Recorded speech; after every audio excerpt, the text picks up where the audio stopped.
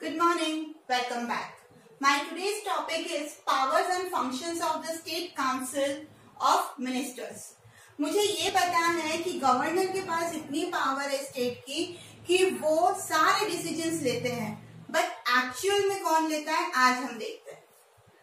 According to Article 163 of Indian Constitution, the Council of Ministers take all the important decisions regarding the governance of the state.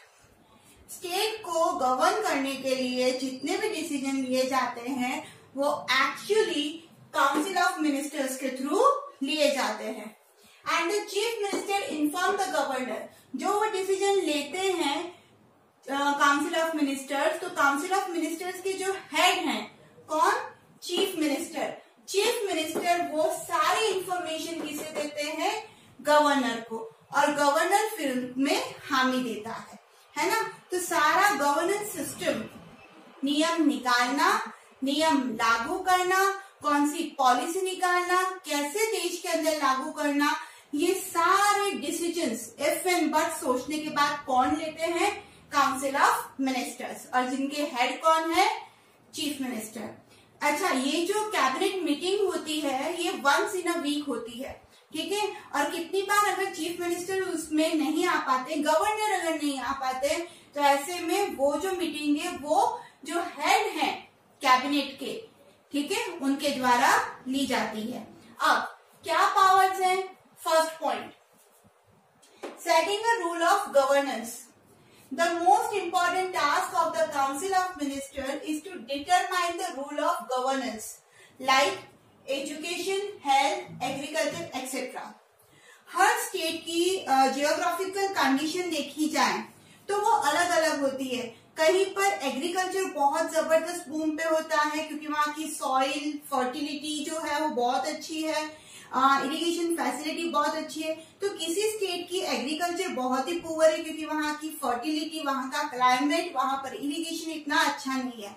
तो अपने state के according छोटे छोटे जो topics हैं जो कि बहुत बड़ा रोल प्ले करते हैं, जैसे कि education, health, agriculture etcetera etcetera, तो उनके ऊपर पॉलिसी बनाने का काम और नियम बनाने का काम कि हम कैसे इसको और तरक्की पे ले जा सकते हैं, ये सब डिसाइड कौन करते हैं? Council of ministers. They not only determine the policy but it results in its functioning. मतलब सिर्फ वो पॉलिसी नहीं निकालते हैं, पॉलिसी निकालने के साथ साथ वो किस तरीके से अच्छी तरीके से उस स्टेट के अंदर लागू की जाए उसके बारे में भी सोचते हैं. आई बात समझ में? आई थिंक ये पॉइंट क्लियर हो गया होगा. Second, consultation with the governor regarding the appointment of the higher post. चाहे प्रेसिडेंट ले लीजिए एट द सेंट्रल लेवल पे, वो बगैर पीएम की एडवाइस लिए कोई भी अपॉइंटमेंट नहीं करते हैं. उसी तरीके से चाहे गवर्नर ले लीजिए स्टेट लेवल पे, वो भी काउंसिल ऑफ मिनिस्टर्स जिसमें हेड कौन है? चीफ मिनिस्टर, उनकी एडवाइस लिए बगैर कोई भी अपॉइंटमेंट नहीं करते हैं. जैसे कि governor appoints advocate general, chairman and members of state public service commission, but only after the advice of council of ministers. Council of ministers की एडवाइस लिए बगैर कोई भी अपॉइंटमेंट नहीं किया जाएगा. Third, representatives of the governance in the legislature. कोई भी पॉलिसी जब बनाई जाती है या कोई भी ऐसा नियम बनाया जाता है जो देश में या स्टेट में लागू करना है, तो वो या तो पार्लियामेंट में जाता है और स्टेट लेवल पे वो जाएगा लेजिस्लेचर के अंदर. तो ऐसे में the minister in the legislative assembly and the Legislative Council answer the questions and criticism of the members and support the policy of governance. मान लीजिए कोई एजुकेशन पॉलिसी इन्होंने बनाई, सारे फंक्शनिंग के मुद्दे इन्होंने सोच लिए.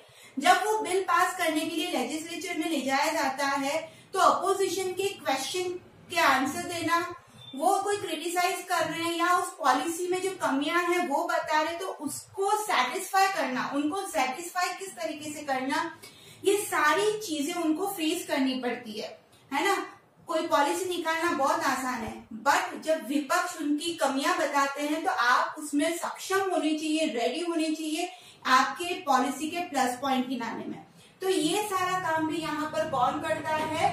Council of ministers. चाहे वो असेंबली हो, चाहे वो काउंसिल हो, उनको क्वेश्चन के आंसर्स देने पड़ते हैं ताकि वो अपनी पॉलिसी को बेस्ट पॉलिसी में बता सके। Fourth, define the program of law building.